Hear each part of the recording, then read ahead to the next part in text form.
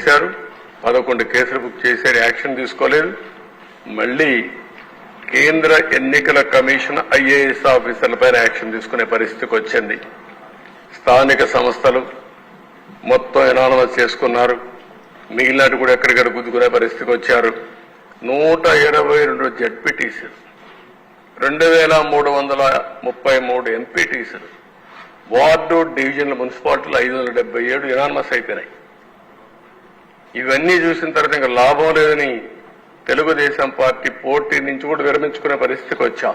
నా జీవితంలో 45 సంవత్సరాలుగా ఫస్ట్ టైం ఎన్నికల్లో పోటీ చేయొద్దని చెప్పిన సందర్భం ఉందంటే అది మొన్న జరిగిన ఎన్నికలే. అంత అరాచకాలు జరిగాయి, ఇంకా కార్యకర్తలపైన కేసులు పెరుగుతాయనే ఉద్దేశంతో పోటీ నుంచి కూడా తప్పించుకునే పరిస్థితికి వచ్చి తప్పుకోమని చెప్పే పరిస్థితికి వచ్చాం. నెక్స్ట్, ఇకపోతే ఎన్నికల కమిషన్ నిమ్మగడ్డ రమేష్ కుమార్ కడాన ఆయన మీద దాడి చేస్తా ఉంటే కుటుంబానికి కూడా రక్షణ లేకపోతే కేంద్రాన్ని అడిగి సెక్యూరిటీ తెప్పించుకున్న పరిస్థితి. ఒక స్వేచ్ఛగా ఎన్నికలు కండక్ట్ చేయవలసిన ఎన్నికల కమిషన్కే రక్షణ లేదంటే ఇంక ఈ రాష్ట్రంలో ఓటర్ ఏ విధంగా ఉంటారు, పోటీ చేసిన అభ్యర్థులు ఏ విధంగా ఉంటారు మనం ఆలోచించుకోవాల్సిన అవసరం ఉంది. ఏపీపీఎస్సీ చైర్మన్ కూడా అదే పరిస్థితి. నెక్స్ట్,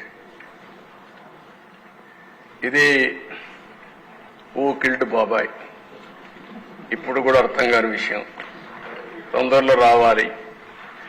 ఇది ఒక్కసారి మీ డయాగ్రామ్ చూస్తే ఆయన ఉంటే, ఆనాటి ముఖ్యమంత్రి ఉంటే ఆయనకు అర్థమయ్యేది. మీరు ఇక్కడ చూడండి, ఫస్ట్ హార్ట్ అటాక్ సాక్షి మీడియా. మీకే ఎందుకు తెలిసింది ఫస్ట్? అంటే హార్ట్ అటాక్ అని ఎందుకు తప్పు చెప్పారు? అది అయిన తర్వాత నారాసుర రక్త చరిత్ర అవన్నీ అయినాయి. ఎంపీ, లోకల్ ఎంపీ, క్లియర్గా పోలీస్ నాట్ రిక్వైర్డ్.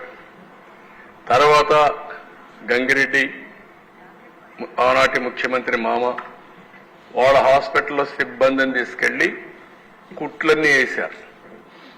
కుట్లు కట్టి మొత్తం క్లీన్ చేసి రూములంతా బ్లడ్ అంతా క్లీన్ చేసే పరిస్థితికి వచ్చారు. ఫ్రీజర్ తీసుకొచ్చారు, దాంట్లో కూడా పెట్టి అంత్యక్రియలు తీసిపోయే పరిస్థితికి వచ్చారు.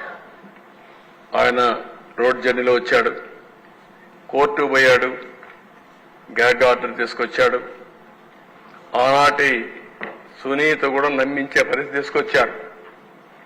నమ్మి పూర్తిగా సహకరించి తర్వాత అర్థం చేసుకుని ఇప్పుడు పోరాడే పరిస్థితికి వచ్చారు.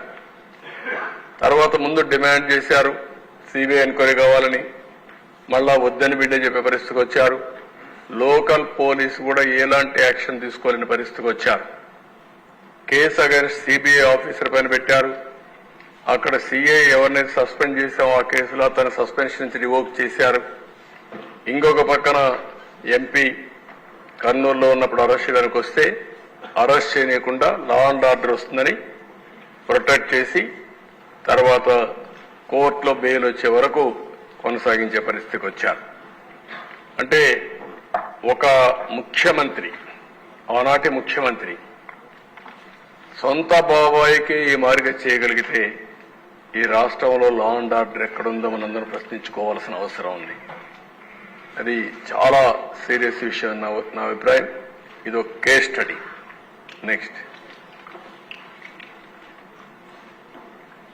కోడికత్తి డ్రామా, గులకరాయి డ్రామా.